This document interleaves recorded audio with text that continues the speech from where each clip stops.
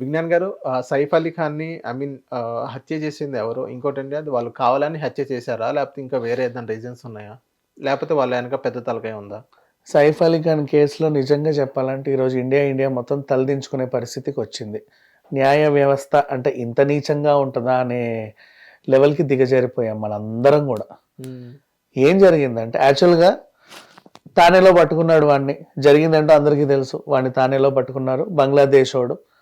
అక్రమంగా చొరపడ్డాడు. ముంబైలో 6 నెలల నుంచి ఉంటున్నాడు. వాడి టార్గెట్ ఏదో దొంగతనమే. ఏదో రకంగా ఈయన ఇంటిని టార్గెట్ చేశాడు. దొంగతనానికి వెళ్ళాడు. వాళ్ళు అడ్డుకోగానే పొడి చేశాడు. ఇదంతా మన రికార్డ్స్లో ఉంది. ఇప్పుడు విదేశీయుడు అక్రమంగా చొరపడ్డాడు. అక్రమంగా చొరపడ్డ వాళ్ళు ఎవరైనా సరే వేరే దేశంలో అక్రమంగా చొరపడితే అన్నీ మూసుకొని సైలెంట్గా ఉంటారు. ఎప్పుడెప్పుడు బయట తిరిగితే ఎవడెవడు పట్టుకుంటాడు అన్న భయంతో ప్రతిరోజు బతుకుతాడు వాడు. అంత ధైర్యంగా దోపిడీలు దొంగతనాలు చేయడు. కానీ వీడు చేశాడంటే వీడు ఇంకెంత కిలాడియో అర్థం చేసుకో. వీడికి ఇక్కడ ఎంత సపోర్ట్ ఉండొచ్చు, ఎంతమంది ఏమీ చేయొచ్చు. Something was there. లేకపోతే అంత ఈజీగా చేయడు వాడు.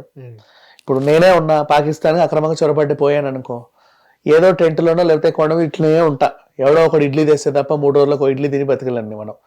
మరి అంతే కదా, నిజంగా తిరగలేం కదా మన ఊర్లో తిరిగినట్టు, మన కంట్రీలో తిరిగినట్టు. వేరే దేశంలో మనం అక్రమంగా చొరబడ్డామంటే ఇక తిరగలేం. సక్రమంగా చొరబడితే వెళ్తేనే తిరగలేం. అమ్మో ఇది మన దేశం కాదని ఒక భయం ఉంటది. ఏం చేసినా ఎవరితోన్నా గొడవ పడాలన్నా వాడు నిన్ను కొట్టడానికి వచ్చినా సరే సారీ అండి నాకేం తెలియదు అన్నట్టు వెళ్తాం. మన దేశం కాదు, ఆ ధైర్యము ఉండదు. అలాంటి పరిస్థితుల్లో నువ్వు అక్రమంగా చొరబడ్డావు, దొంగతనానికి వెళ్ళావు. ఎక్కడికి వెళ్ళావు? పోనీ దొంగతనానికి అట్టట్టు ఎవడన్నా వెళ్తుంటే గుంపులో దూకి జేబు పర్సు కొట్టడానికి వెళ్ళలా. హై సెక్యూర్డ్ బాంద్రా ఏరియాలో ఉన్న పెద్ద అపార్ట్మెంట్, అది కూడా ఒక పెద్ద సెలబ్రిటీని టార్గెట్ చేసి వాళ్ళ ఇంటికి వెళ్ళిపోయావు నువ్వు అర్ధరాత్రి. అంత రేంజ్ లో నువ్వు వెళ్ళావంటే నువ్వు ఎవడో కాబట్టే నీలాంటివన్నీ పట్టుకోవడానికి దయానాయక్ లాంటి వాళ్ళని దింపారు రంగంలోకి. సార్ ఆయన ఎన్కౌంటర్ స్పెషలిస్ట్ 80 పైగా ఎన్కౌంటర్లు చేసిన స్పెషలిస్ట్. ఆయన మీదే టెంపర్ సినిమా వచ్చింది.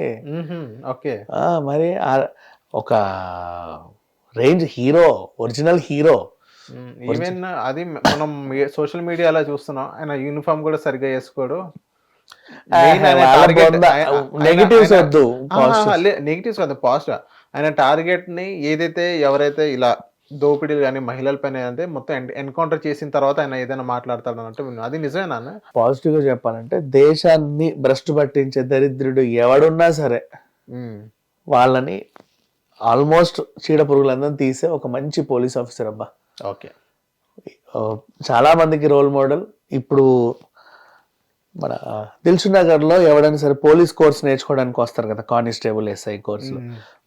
100 మందిని తీస్తే 90 మందికి ఆయన స్ఫూర్తి. ఆ రేంజ్ పోలీస్ ఆఫీసర్ ఉన్నాడు బతికి. చాలా మంది చనిపోయినా ఇప్పుడు నీలం సంజీవ్ రెడ్డి లాంటి వాళ్ళు ఎవరెవరినో ఇన్స్పిరేషన్ గా తీసుకుంటారు, కానీ ఆయన నెక్స్ట్ లెవెల్ అబ్బా ఇంకా చెప్పాలి అంటే. సో ఆ రేంజ్ పోలీస్ ఆయన దింపావంటే ఆ క్రైమ్ చేసిన క్రిమినల్ పెద్ద ఏదో అని నువ్వు నమ్మావు కాబట్టి ఆయన దింపావు. సో వాడు ఆ రేంజ్ వాడు. ఇప్పుడు నేను ఎందుకు మనం అందరం సిగ్గుపడాలంటున్నానంటే వాడిని తీసుకెళ్లి పోలీసులో కోర్టులో ప్రవేశపెట్టారు. ఎరా ఎందుకు చేసావంటే ఇలా చేసాం అలా చేసామని వాడి తరఫున వాదిస్తున్నారు మన లాయర్లే. ఎంత దరిద్రం చూడు. ఇప్పుడు ఎప్పుడెప్పుడు సిగ్గేసిందంటే ఇప్పుడు దిశ ఎన్కౌంటర్ ఉంది. ఎన్కౌంటర్ ముందు అత్యాచారం జరిగింది.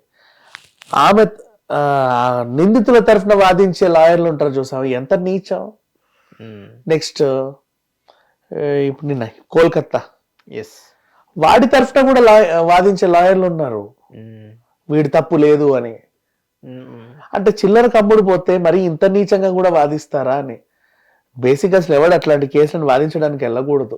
ఎంత మంచి లాయర్ అయినా, ఎంత చెడ్డ లాయర్ అయినా సరే వాదించొద్దు అలాంటి ఉగ్రవాదులు. అంతెందుకు మా ఇప్పుడు ఇదేంటి ఇక్కడ లుంబిని పార్క్ లో గోల్ చాట్ లో బాంబు పెట్టి పేల్చాడో ఉగ్రవాది, వాడిని కోర్టులో ప్రవేశపెట్టావు. వాడి తరఫున కూడా వాదిస్తారా లాయర్లు? అంటే ఏమని చెప్పాలనుకున్నావు? అమాయకుడనో తప్పు లేదనో చండాలం. కాకపోతే ఇప్పుడు అదే పరిస్థితి. సైఫ్ అలీ ఖాన్ వాడు అక్రమదారుడు. మన దేశానికి అక్రమంగా చొరబడంటే ఇంచుమించు ఉగ్రవాదే వాడు. ఉగ్రవాది తరఫున కూడా నువ్వు వాదించే లాయర్ అంటే వాళ్ళ వాదించే లాయర్ కూడా ఉగ్రవాదే. పోటీ అంట సో ఆయన తరఫున. ఆయన లాయర్ వాదిస్తున్నాడు అంటే వాళ్ళ వెనక ఏమైనా పెద్ద తలకే ఏమైనా ఉందా విజ్ఞాన్ గారు? అబ్బే అట్లా ఏం అనుకోవాల్సి మరి ఎందుకు ఆయన వాదిస్తున్నాడు? ఆయన చిల్లర కోసం దొంగ దగ్గర ఏం చిల్లర ఉంటుంది? ఇంకా అది తెలియదు. వాడు ఇప్పుడు దేశంకి వెళ్ళావు, ఇంకో విషయం తెలుసా, దొంగ ఎంత చిన్న దొంగ అయినా సరే కోర్టుకి వెళ్ళావు, నీ మీద కేసు ఉంది అంటే బెయిల్ కోసం ఎక్కడి నుంచి తెస్తారో తెలియదు కానీ లక్షలు ఖర్చు పెడతారు బెయిల్ కోసం. ఓకే, ఏం అమ్ముతారో తెలియదు, ఖచ్చితంగా తెస్తారు. ఆ భయం అంతే, ఇక్కడ నుంచి బయటపడాలి, డబ్బులు కావాలి, ఎలాగైనా తేవాలి. ఆ డబ్బుల కోసం ఆ లాయర్లు వస్తారు, అవి ఏరుకోవడానికి వాళ్ళకన్నా సిగ్గుండాలి.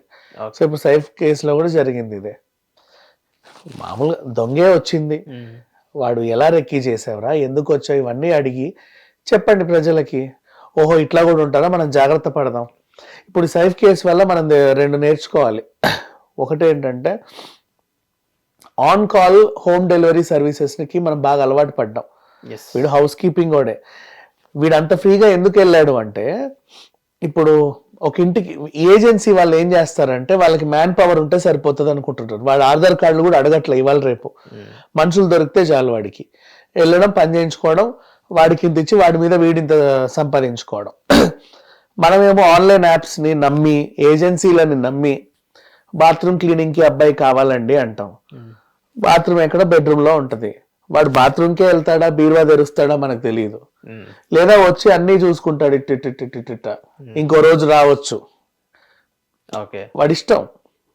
వెనక్కి వెళ్ళి చూసుకుంటాడు, ఓహో అక్కడి నుంచి ఎక్కొచ్చా, ఇటు నుంచి దూకొచ్చా, ఇదేదో బాగుంది లిస్టెడ్. అలా వాడు ఎన్ని ఇళ్ళకి వెళ్తే అన్ని ఇళ్ళు టిక్కులు పెట్టుకుంటూ వెళ్తాడు. ఓ రోజు మంచి టైం చూసుకొని దాంట్లో ఏది అనుకూలంగా ఉందో అక్కడికి వెళ్తాడు దొంగతనానికి. తప్పు. మనం ఎప్పుడు ఈ అలవాటు పడ్డాం హోమ్ డెలివరీకి సర్వీసెస్కి. బాగా తెలిసిన పనులు ఉంటేనే పిలుచుకోండి, ఊకే ఏజెన్సీ తరఫున పిలుచుకోవద్దు. ఇంకోటి నేర్చుకోవాల్సిన అంశం ఏంటంటే, ఎందుకు దొంగ అంత ఈజీగా వెళ్ళాడు అంటే, అపార్ట్మెంట్ వాళ్ళు they feel that they are secured. ఇప్పుడు సీసీటీవీ ఉంటే నేను సెక్యూర్డ్ అని నువ్వు ఫీల్ అవుతున్నావు. సీసీటీవీ ఏం చేస్తుంది, ఏదైనా జరిగితే నేను నిన్ను పొడిచింది వీడు అని చూపిస్తుందే కానీ పొడిచేటప్పుడు ఆపదుగా లేదు.